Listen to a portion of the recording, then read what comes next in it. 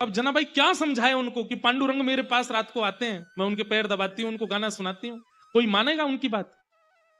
पुजारियों ने कहा यही चोरनी है, इसी ने चोरी की है, इससे कुछ पूछना नहीं है, इसका मुंह बांध दो और इसको सूली पर चढ़ा दो।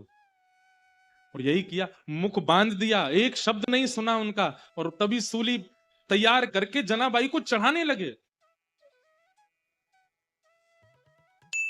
तो एक पुजारी जी बोले, ए जना तेरी कोई अंतिम इच्छा है?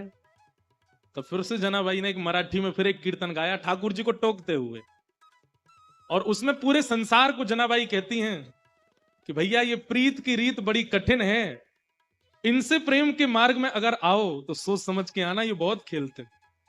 आज मैं ऐसी स्थिति में लाके खड़ी कर दी हूं, कहां रात में आ करके मेरे साथ में खेलते हैं, मेरे साथ भोजन करते हैं, मेरे मेरे पद सुनते हैं, और अब मुझ पर ही चोरी का इल्जाम लगा के सूली पे चढ़वा रहे हैं, और खुद मंदिर में अपनी पूजा करवा रहे हैं, देखने तक नहीं आ रहे मेरी ओर। अरे संसार के लोगों, वैसे प्रेम करना हो तो इनसे ही करना, लेकिन इनसे प्रेम करो तो बड़े सोच समझ के करना, ये खेलते बहुत है। ये उस मराठी पद का ये भाव है।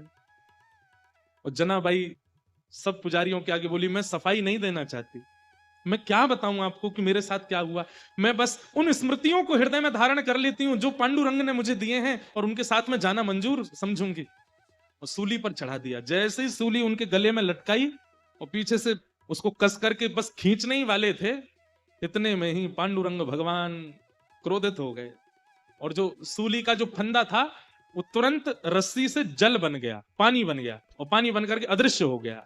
जैसे ही अदृश्य हुआ, श्री नामदेव जी महाराज तुरंत पहुंचे। उन्होंने जाकर के सब पुजारियों से कहा, बोले पांडुरंग भगवान बड़े क्रोध में हैं, मंदिर में भी बड़े क्रोध में दिखाई दे रहे हैं, वे जनाबाई को ये दंड नहीं दिलवाना चाहते, निश्चित ही कोई अंतरंग लीला है। अरे इतने इतने घेराबंदी में ठाकुर जी रहते हैं, ये छोटी सी लाली कैसे चली जाएगी अंदर, तुमने सोचा? अरे तो ये आभूषण यहां कैसे आ गए? बोले तुम ये सोच सकते हो कि ये छोटी सी बालिका ताला तोड़ के भीतर जा सकती है, ये क्यों नहीं सोच सकते कि वो परब्रह्म भगवान इसके पास आए होंगे और अपने आभूषण छोड़ के चले गए होंगे? ये विचार क्यों नहीं करते हो?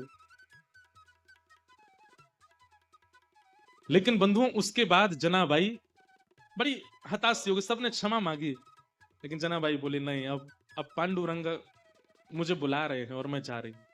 और तुरंत वहां से निकली, पीछे लोग भागे, लेकिन फिर वो दिखाई नहीं दी, ठाकुर जी उनको लेकर के प्रस्थान कर गए।